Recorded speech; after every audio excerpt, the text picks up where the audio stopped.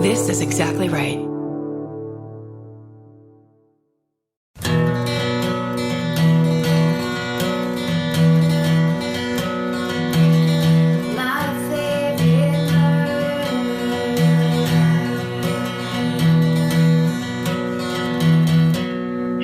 Hello. And welcome To my favorite murder. the Minisode. It's Mini. That's it. You want to go first this week, or you want? Oh, go ahead. Well, I was just going to say, this is the show where we read you your hometowns back to you that you've written to us at myfavoritemurder@gmail.com. Amen. And, yes, I'll go first. Okay. I'm not going to read you the title. Getting right. And it says, "Hi, Karen, Georgia. Getting right to it. My mom was born and raised in the suburbs of Chicago and was one of 6 kids in an Irish Catholic family." Hey, Karen. "My mom told me the story about my grandma, and it's too good not to share. Back when my mom was a kid, she said my grandma would take her and all of my aunts and uncles to a local movie theater fairly often in the summer to pass the time." I love that so much. Just hang out because there's AC and it's dark. What are we going to do today? At some point, my grandma started to notice that an older man around her age would regularly frequent this movie theater too and sit in the back row of children's movies by himself. Uh-oh. He never had a child with him, nor did he appear to be with anyone. My grandma noticed he wasn't really paying attention to the film, but rather the little children in the theater. Totally creeped out, my grandma tried to complain, but the staff said he was so nice and gave her the whole, "he comes in here all the time, he's harmless" bullshit. Okay.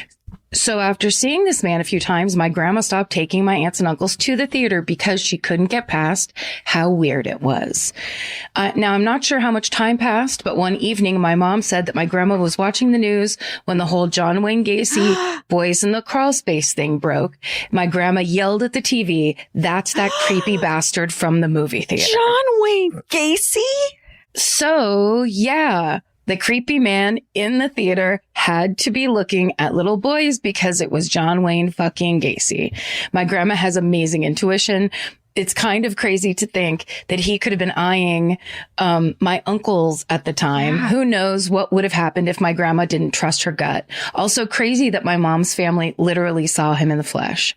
I loved my grandmother, Joan. She was such a badass. She was the sweetest woman who could hold her own if she had to and taught me never to care what other people think. She died back in 2008, but still remains so close to my heart. And I'm thankful I have so many memories of her, including this one. Thank you for the amazing podcast. You ladies are badass motherfuckers. SSDGM, Abby W. Abby, epic. And her grandma, Joan. Epic for knowing that this man was troubled, no matter how polite he was. Well, that's the thing is, first of all, it's not fair that teens at a movie theater have to manage sometimes like sex pests. And also that's the whole move, obviously, is ingratiating yourself to people and pretending that you're super low key and no big deal. Yeah. What was he going to be, a big fucking asshole to everyone? Yeah. Right. Like, hey, I'm a big old perv. What's up? I'm here by myself as a middle-aged man, and I'm also very finicky. Let's see how long this relationship works out. No, if one person complains about me, I'm out of here. Let's try this. Let's roll these dice. I'm not going to read you. Well, whatever. From mob boss to asshole landlord. It starts, "To whom it may concern. I heard you guys were taking mob stories now, so here's mine.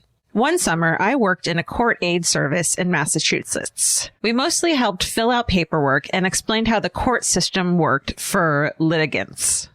One day, a gruff old man with a walker came into the center and said his landlord was trying to evict him and he needed help with the paperwork to file an answer.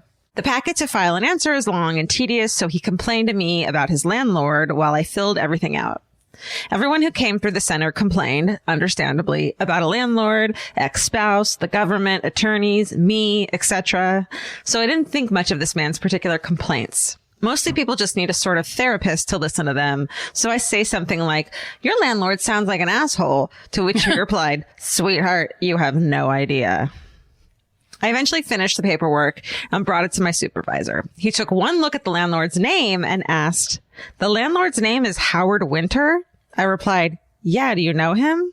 To which my supervisor said, yeah, if this is the Howard Winter I'm thinking of, then this is Howie Winter. He once led the Winter Hill Gang." Ooh. This gruff old man's landlord was one of the notorious leaders of Boston's Will Hill Gang, the top Irish mob on the East Coast in the 60s and 70s. No comment. After Winter went to prison for fixing horse races, Whitey Bulger took over as the leader of the Winter Hill Gang. Whoa. So his landlord was above Whitey Bulger.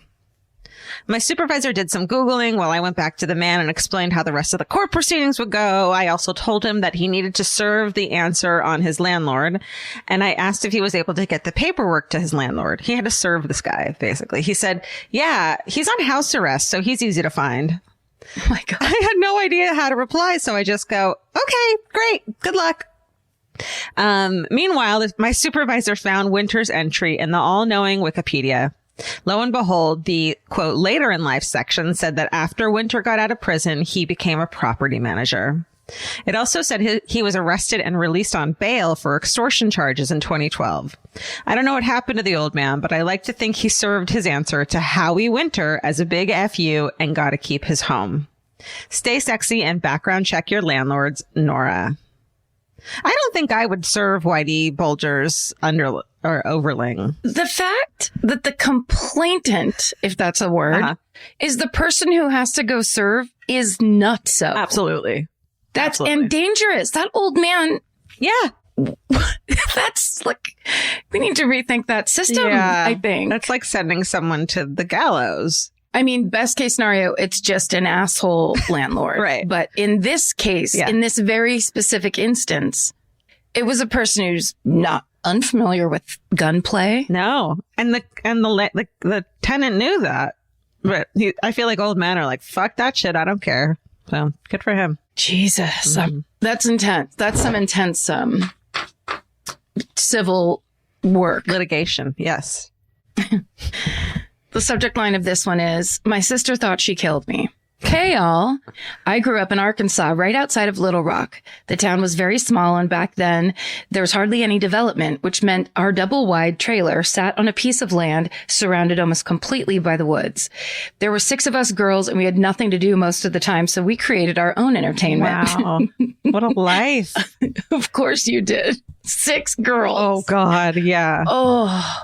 One summer, when I was 6, my sisters created a new and dangerous game where one of us would get into the knitted hammock in our yard, wrap the sides around us like a cocoon. No, I know this. And swing around in a complete 360. It was like a fair ride in our yard. When my stepsisters were gone one week, me and my sister were playing with a neighborhood boy attempting the hammock ride. We were showing off how fun it was, and my sister used me as the example of how to do it. No. This is where my memory loss starts. Oh my God. I woke in my sister's arms as she was carrying me across the yard, crying and screaming, Mom, I killed Carrie. I killed Carrie. Fun, right? The next thing I remember was being on the couch as my mom and sister helicoptered over me to make sure I was alive. After being examined by my family, accused of faking it, cries for my grandma, ? And a trip to the hospital, I was finally diagnosed with a concussion and sent home. Turns out as my sister was spinning me around, it wouldn't happen anymore. No. Just wouldn't. No, it shouldn't. It shouldn't have happened. Ever. It shouldn't have ever happened to her or me. Turns out as my sister was spinning me around, the side of the hammock where my head was snapped, and I landed fully on my head with a thud, knocking me out cold.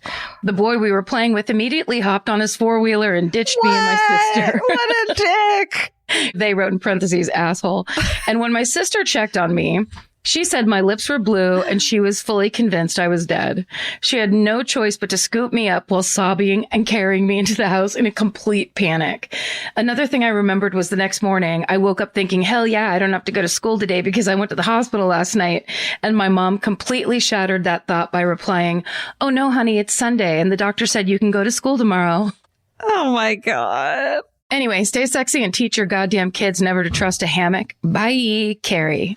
Wow. Well, I think a group of 6 sisters is called We Wanted a Son at some point, or, but also like 6 sisters is equivalent to like 15 lady friends. Like sisters makes it double time. You know what I mean? Yes. Entirely. The amount of like grabbing things and snapping and emotion, bitching and stealing stuff and being mean for no reason. Yeah, that's times 6 is. And then that's your favorite sister. And so you defend that one and you hate that one from that one. And this one does this. And that one was your best friend and she will be again tomorrow. But this is how Pride and Prejudice got written for these experiences. Okay. That was great. This is called Spontaneous Combustion Causes 180 Deaths.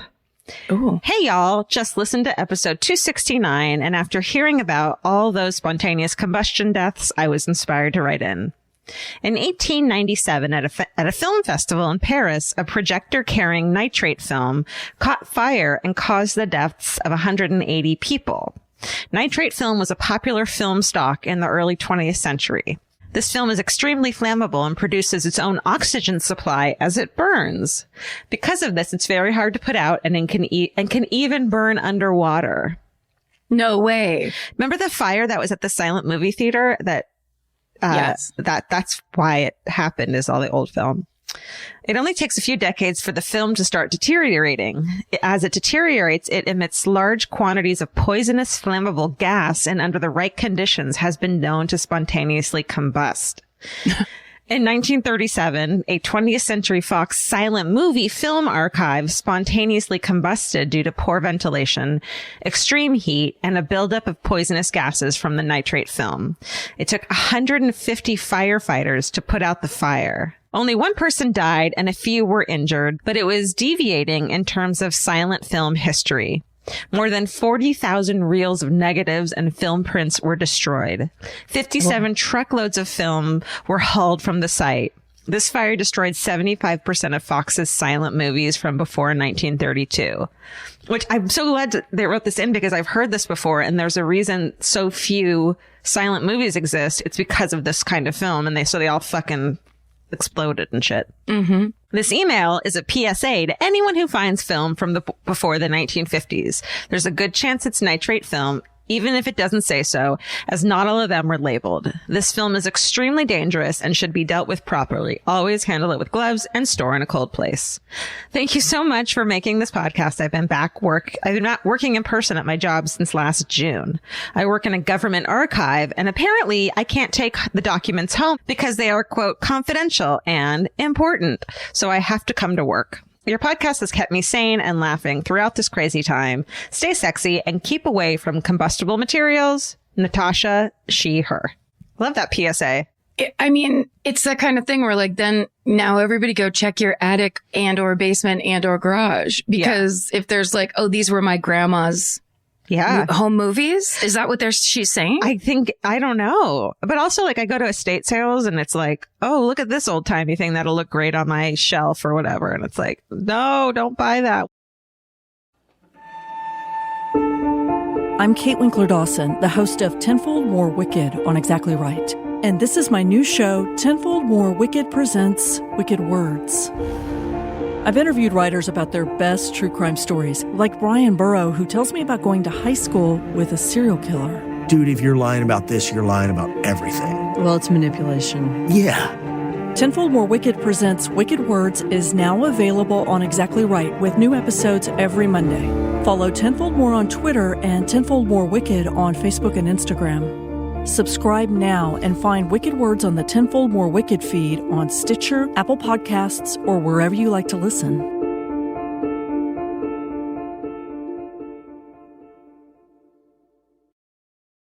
The subject line is, can I out embarrass vibrator girl? Let's see. Shit. And then the first line is, can I out embarrass vibrator girl? Possibly. As the oldest child in my family, me going off to college in 2001 was a very emotional affair. My parents bought me a webcam so we could have video visits. Aww. And I heard my dad cry for the first time after he said goodnight to me for the last time in the house I grew up in.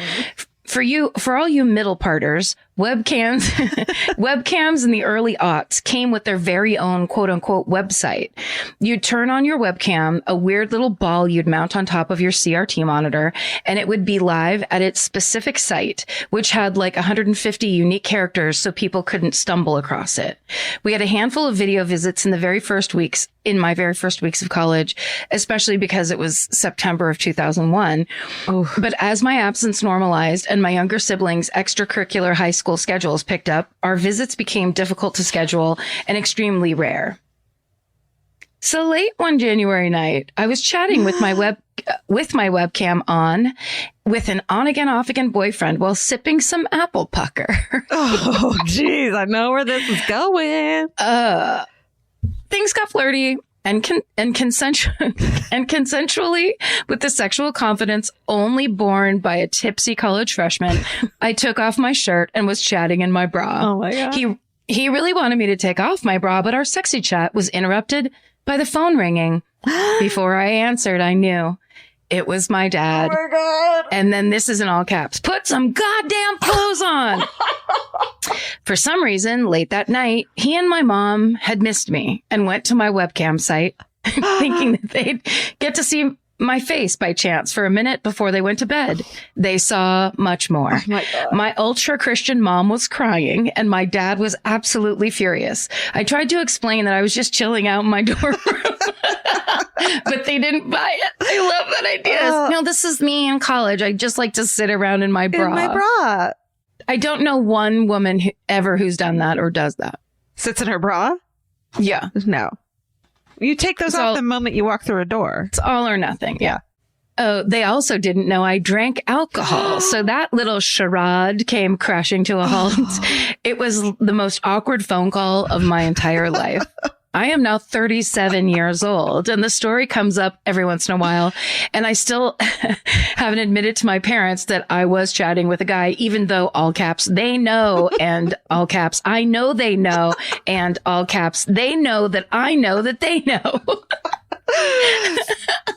I feel like it's too late now. My husband says I'm nuts, but that's my Midwestern family dynamic, I guess. I know my husband, this is a married woman. Stay sexy and just be honest with your family. It's not worth 20 years of lies, L.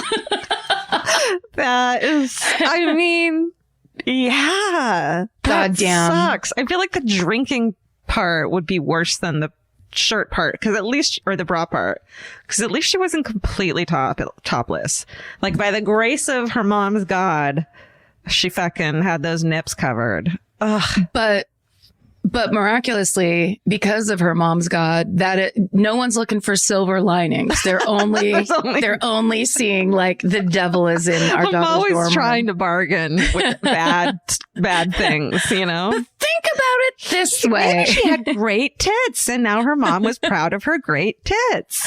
What if she was making money? Yeah. All right. I have one more, and it's an embarrassing one too.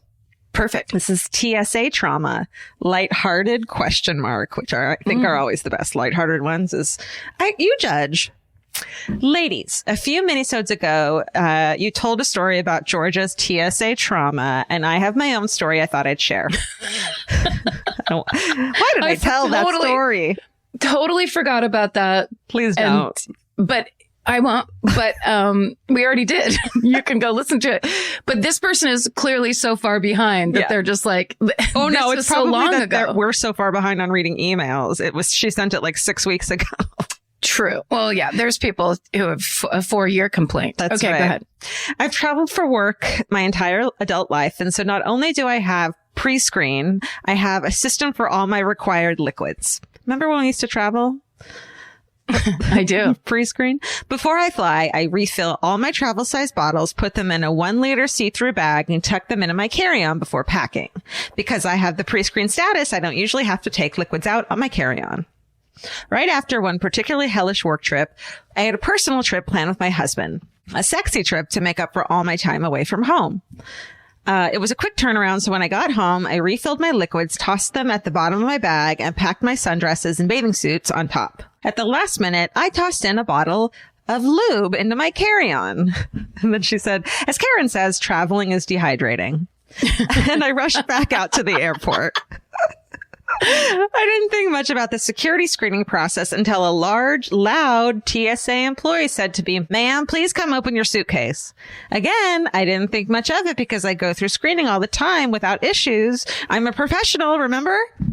Only this time, I have a bottle of lube that he wants to discuss with me loudly. And this time I'm traveling with not only my husband, but 18 of our closest friends and family members to a destination wedding. No. And 18 is definitely in all caps.